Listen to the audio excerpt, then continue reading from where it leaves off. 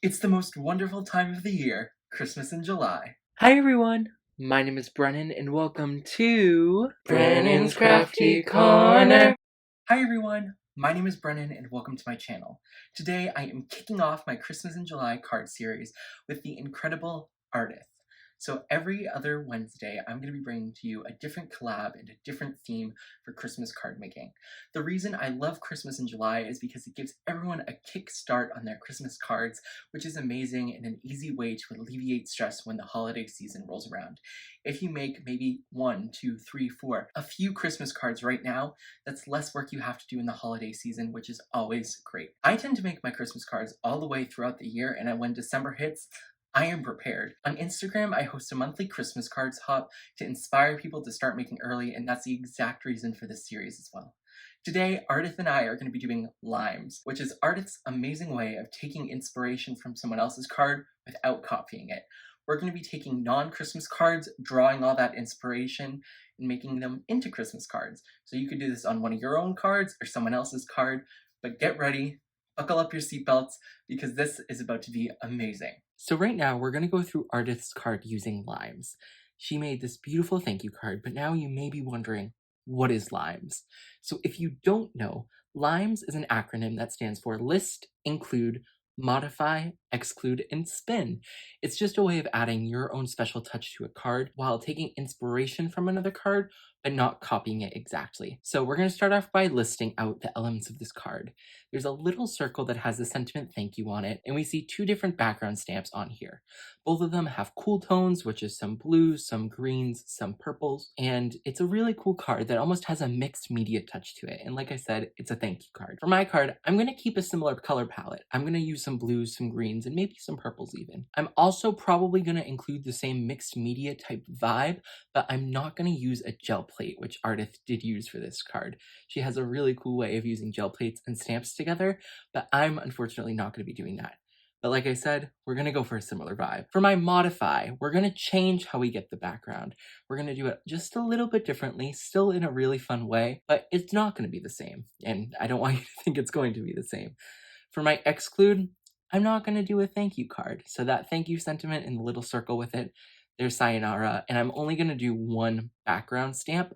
So I'm sorry, but one of them will be eliminated. And for my spin, it's gonna be a Christmas card. It's that simple. We just listed all the amazing things we love about this card, but we're gonna make it our own, and we're gonna make it a Christmas card even. So this is just one way to take inspiration and not steal an idea. So one of the items that I wanted to include in my card was a background stamp, and I want that same kind of mixed media look.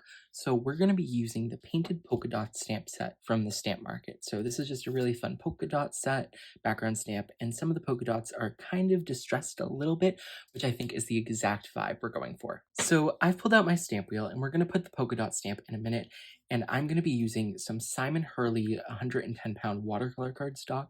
While I'm not an expert on watercolor cardstock, like I said in my last video, I have actually been really enjoying this watercolor cardstock. It's taken water extremely well, and I think that's a very important quality when it comes to watercolor cardstock. How many times can we say watercolor cardstock in one video? But yeah, it takes water really, really well, which is obviously very important, and it holds up even when it's like soaking in a pool of water. It held up for me without too much warping. So we have our stamp in here, and the piece of cardstock is 4 1/4 by 5 1/2. So we're gonna take our stamp, we're gonna press it down, we're gonna peel it back, and then we flip. So now I'm gonna go in with some cool tones, just like Ardyth did on her card. So the colors I'm gonna be using are Serenade, Something Borrowed, and Aquatini, all from Catherine Pooler. I'm gonna put, I think, the green on the top. So I wanna make sure that's inked up well. We want about a third of the portion of the stamp to be each color. So now we're going in with that Something Borrowed after we did our Aquatini. And lastly, we're gonna go in with that Serenade at the very bottom. Now, if I were to recommend an order, I would probably do the purple before the blue, but it's fine. It's not that big of a deal. Okay, so I think we have that all inked up nicely. So now what I'm gonna do is I'm gonna actually hit this with a little bit of water, about 3 sprays with my Tim Holtz spritzer, and now I'm gonna flip it and flip it quick. So we got it upside down, and now we're gonna quickly press it on. Then we're just gonna press to get all that ink nicely on there. And now I'm just gonna leave it here for about a minute or two to let the water start to absorb into that cardstock. And so when I pull up the stamp, it's not just like water everywhere. Okay, so I've waited about 3 minutes. You probably don't have to do that, but I just felt like it. So we're gonna reveal that, and that looks great. I'm so excited with how it looks. And like the blend, people, the blend, just look at that. We have our stunning background, and there's just the tiniest bit of warping. This is also just a little bit wet. So I'm gonna go in and heat it up just a tiny bit, just because I want to do a little ink blending over this, and I want to make sure it's 100% dry. So we're gonna go in with my heat gun real quick. Heating it up, heating it up, heating our cardstock all the way up. Okay, so our heat gun has dried this basically all off. It's a tiniest bit damp. It shouldn't be an issue while ink blending. At least I don't think it will be. It could be, and you all could be laughing at my face in about 5 seconds. But what we are going to do now is we are going to go in and do a little ink blending over this with the exact same colors we used beforehand. So we're going to go in with the Serenade, Aquatini, and Something Borrowed. So we're just going to blend over this to kind of give it a little more finished look. I love Ardyth's card and how she did it, but I personally don't like having a ton of white on my cards. So we're going to go in and we're going to modify it. So we still did the mixed media looking background stamp, but we're going to go in and do a little ink blending. So this is probably the simplest ink blending I have ever done. I'm not worried about shading. I am not worried really about how the color looks. I just want to get the color behind the polka dots. That's it. I don't really care how it blends in between the colors. I just want it there. That's literally it. So I'm going in with that purple. I'm getting down a coat of it. It looks nice. It's fine. It's nothing special. And now I'm going in with the blue, Something Borrowed, doing the exact same thing. Nothing overly special, getting color down. Get the color down. That's all I care. And lastly, I'm going in with Aquatini, doing the same thing, getting the color down, not really worrying how it blends, and that's all. Okay, so our ink blend is done, and please don't come for me for this not being the best. It's not my regular cardstock. It's watercolor. There's a little texture to it, but I still think it looks pretty good. It doesn't look as blended in on camera as it is in person, but I promise it does look good in real life. So now I want to add a little bit of shimmer to this background. So once again, this is something I'm going to slightly modify. So this is something I've been doing a ton recently. So I have my solar spray and the color Golden Hour. I just wanted to go with gold because I felt like, you know what, Christmas, gold, perfect. So we're just going to make sure this is fully shaken up, which I do think it is because everything at the bottom is now incorporated. We're going to open up the cap. We're not going to spray it on, we're going to tap it on.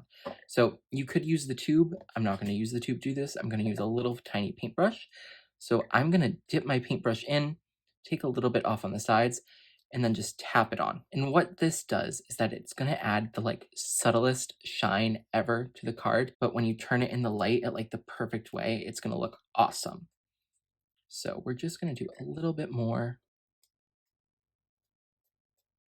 Okay, I think that's good. So we can put our cap back on and now pick up this background and look at that shine. It's so gorgeous.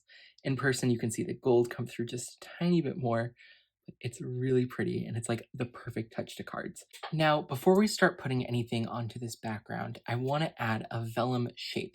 I love to add a vellum shape as almost a mounting point for anything we put on the card. So we're going to go with this hexagon die from Stacy Park. The reason it's taped is because what's really cool about her dies is that the stitching or whatever design goes along with that die is a separate die, so you don't have to use them together. But when I do use them, and I do always basically use them together, I leave them taped so they stay together and stay perfectly aligned. So I have my hexagon cut out of vellum, and it's probably just going to go right on the center of that card. What I also die cut out is from this delightful deer stamp die set from Lisa Jones and Sizzix. I used this deer right here and just cut it out of white and didn't put any antlers on it. I thought this would be beautiful on a Christmas card, and I think I was right. This has a ton of detail, like almost etched into it or pressed into it, debossed into it. That's the word.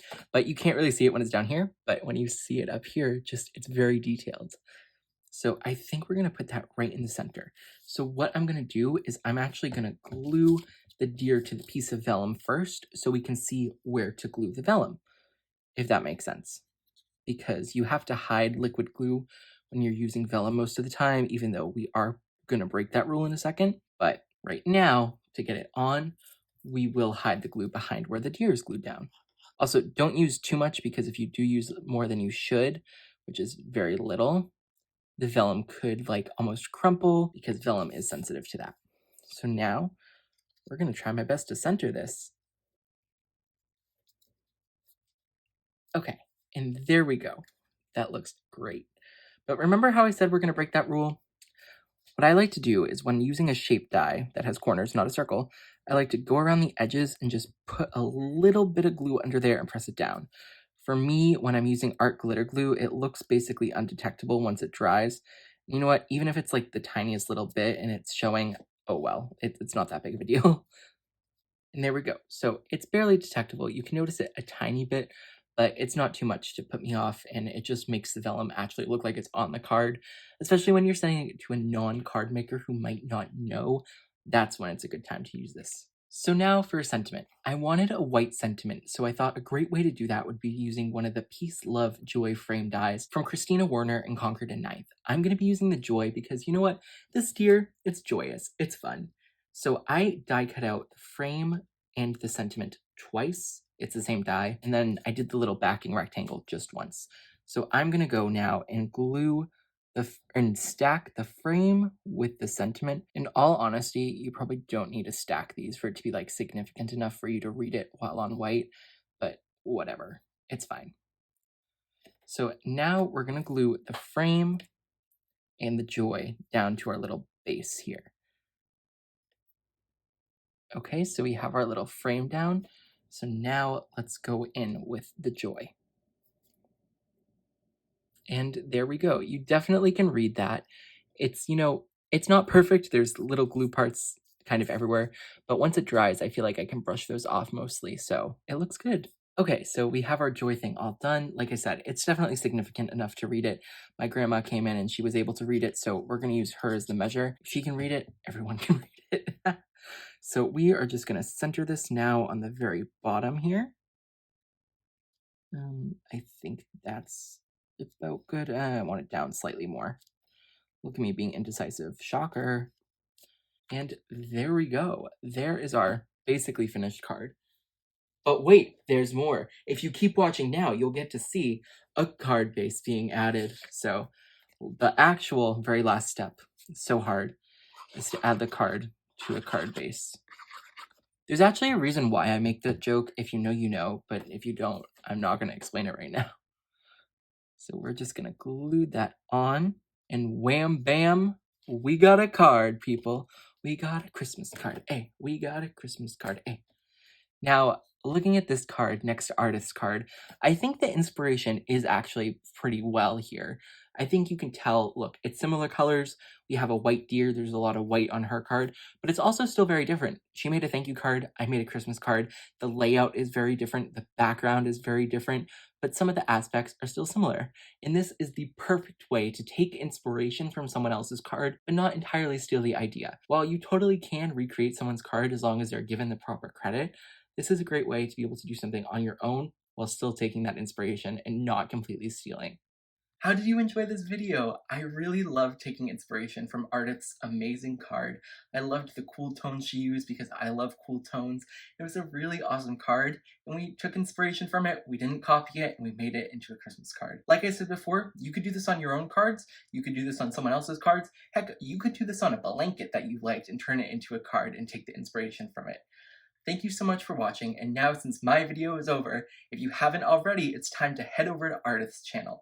It will be in the description box below, or it will pop up on the screen at the end, and you can just click on it. She's going to share 4 amazing cards, taking inspiration from one of my cards, and just taking it various ways, and it's awesome. You really need to go check out her video. Thank you guys so much for watching, and I really hope you enjoyed. Start making your Christmas cards, and make sure to come back every other Wednesday this month for more Christmas and July content. Have an amazing rest of your day, and bye everyone! Happy crafting!